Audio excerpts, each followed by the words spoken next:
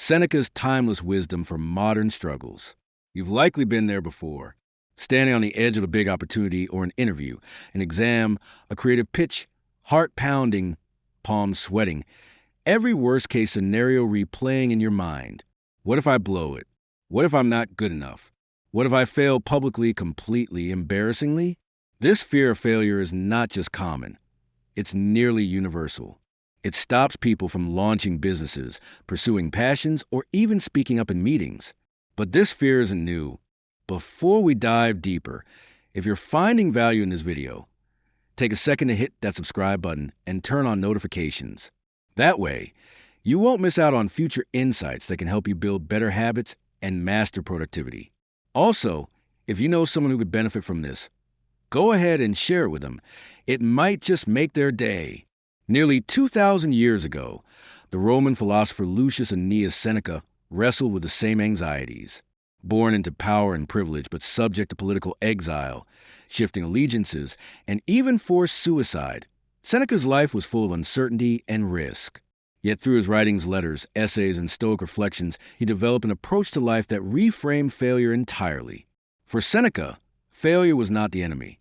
It was a natural, even essential part of human existence, a teacher, a mirror, and a forge for character. In an age obsessed with success and terrified of falling short, Seneca's voice offers something rare and vital: the courage to embrace failure as a path to resilience, growth, and a deeper kind of success. This article explores how Seneca's ancient insights can help us conquer the fear of failure today by managing expectations, building resilience, and reshaping our perspective. The tyranny of expectations. Unrealistic expectations. Modern life is dominated by expectations, societal, cultural, familial, and internal. We are told, explicitly and implicitly, that success means constant achievement, a prestigious job, financial security, social popularity, and personal perfection. These pressures are amplified by social media, where everyone appears to be thriving, fulfilled, and flawless. These standards are rarely achievable, yet we absorb them as truth. We convince ourselves that anything short of perfection is failure, and that failure is evidence of personal inadequacy. But these expectations are illusions masked that hide the messy, imperfect reality of human growth.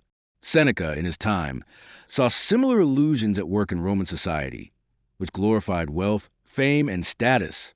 He warned against tying our happiness to such external, uncontrollable things. In letters to Lucilius, he writes, "He is most powerful who has power over himself." In other words, real strength comes not from meeting external expectations, but from mastering our internal reactions, embracing imperfection. One of the core ideas of Stoicism is a more fatty, a love of one's fate, including hardship and loss. Seneca teaches that we must accept imperfection not as a weakness, but as a condition of life. No man was ever wise by chance, he writes. Wisdom, resilience, and excellence are forged through trial, error, and reflection. Instead of viewing mistakes as evidence that we are flawed, Seneca encourages us to see them as integral to our development. He compares life to a gladiator's training ground, painful, yes, but essential for preparation. It is trials that shape the soul, he writes, and prepare for the weight of fortune. To embrace imperfection is not to aim low or excuse poor performance. It is to recognize that errors are not moral failings, but necessary steps on the path to mastery. Shifting perspective. Fear of failure often comes from a fixed mindset of belief that our abilities are innate and unchangeable. In this view, a failed attempt isn't just a missed opportunity. It's a reflection of who we are. Seneca challenges this mindset by advocating a more process-oriented, philosophical approach to life. He reminds us that what matters is not the outcome, but the effort and intention.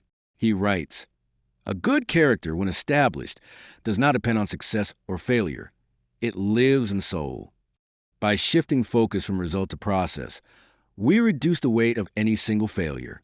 We begin to view life not as a series of tests to be passed, but as a journey of continuous refinement. The power of resilience. Learning from setbacks. Every failure contains a lesson, but only if we are willing to learn it. Too often, we interpret failure as final, a dead end rather than a detour. Seneca invites us to see failure differently, as feedback, as signal, as teacher. In De Providentia, Seneca writes, Why do you marvel that good men are shaken, that they are tested? It is misfortune that is a trial of virtue. For Seneca, adversity is not something to be avoided, but welcomed. It reveals who we are, what we value, and how we can improve. Modern psychology supports this idea. Studies on post-traumatic growth show that many people report greater personal strength, deeper relationships, and more meaningful lives after experiencing significant setbacks. In failure, we find out what really matters and who we really are, building inner strength. Seneca's Stoicism emphasizes preparation. He believed in practicing for adversity before it arrives. Rehearse death, he writes. Rehearse poverty. Rehearse exile. This mental training builds psychological immunity, a kind of inner armor that cushions us when the real blow comes. For example, a modern interpretation might involve journaling about worst-case scenarios, not to obsess, but to desensitize. Or it might mean practicing voluntary discomfort, fasting, cold showers, or minimalist, living not to suffer, but to build a habit of detachment and gratitude. In this way, Seneca's approach is similar to modern resilience training. By exposing ourselves to manageable stressors, we develop strength and flexibility. We learn to bend without breaking, cultivating a growth mindset. Carol Dweck's concept of the growth mindset, the belief that ability develops through effort, finds a powerful ally in Seneca. The Stoic belief in self-mastery aligns perfectly with the idea that challenges are opportunities to stretch our capabilities. Seneca encourages us to respond to adversity not with despair, but with determination. He writes, "We are more often frightened than hurt, and we suffer more in imagination than in reality." In other words, most of our suffering comes not from the event itself, but from our reaction to it. By reframing obstacles as challenges and challenges as opportunities, we reclaim our agency, the art of perspective, finding meaning in failure. It's tempting to see failure as a setback, something to erase or overcome as quickly as possible. But Seneca suggests we go deeper. And on the shortness of life, he reflects on how most people waste their time chasing status or avoiding discomfort. He argues that failure, when faced thoughtfully, can reconnect us with what matters most. A failed career move, for example, might lead someone to reevaluate their values and pursue more meaningful work. A broken relationship might expose unhealthy patterns and spark emotional growth. In this way, failure becomes not an ending but a reorientation, a return to self. Seneca teaches that philosophy itself is best practiced not in peace, but in pain. Only in difficulty, he writes, do we truly test our principles. Calamity is the test of integrity, he declares. In moments of failure, we confront our deepest fears and often find that they are not as powerful as we imagined. The bigger picture, time, distance, and perspective. Seneca frequently urges readers to take the long view. What feels overwhelming today will often seem insignificant in a month or even tomorrow. What is all this eternity, he asks, reminding us of the brevity of life and the smallness of most problems in the cosmic scheme. In an age of instant gratification and constant pressure, this long-term perspective is revolutionary. It allows us to detach from the ego's need for immediate validation and step back from the drama of the moment. A failed exam is not the end of a career. A missed promotion is not the end of ambition. A creative flop is not the end of artistry. It is only through zooming out that we can see these failures for what they really are, moments, not identities. Shifting focus. One of Seneca's most enduring teachings is the importance of now. He criticizes those who dwell on the past or worry about the future, arguing that both rob us of the only time we ever truly have this moment. The whole future lies in uncertainty. Live immediately, he writes.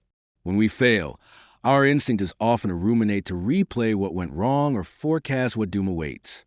Seneca urges us instead to return to the present. What can we learn? What can we do right now? How can this moment, however painful, be used? This focus on present action aligns closely with modern mindfulness practices. It is not a denial of difficulty, but a disciplined redirection of energy from helplessness to engagement, from regret to resolve, from fear to freedom. In every era, people have feared failure, but perhaps now more than ever, we are paralyzed by it, afraid to take risks, afraid to stand out, afraid to fall short. Seneca's wisdom cuts through that fear with clarity and compassion. He reminds us that expectations are often illusions, that resilience is built, not born, and that perspective is a choice. He teaches that failure is not shameful, it is essential. It is the ground on which we build character, courage, and clarity. The next time you find yourself dreading failure, whether it's in a career move, a creative pursuit, or a personal relationship, remember Seneca's words. No man is more unhappy than he who never faces adversity, for he is not permitted to prove himself. Let your failures not define you, but refine you. Let them be not dead ends, but doorways. And let the fear of failure give way to something greater, the freedom to grow, to try, and to live fully. If you enjoyed this video and want more content on habit formation, productivity, and personal growth, make sure to subscribe and join our community. Your support helps the channel grow, and I truly appreciate it. And if you found this helpful, share it with a friend who might need it. Thanks for watching, and I'll see you in the next one.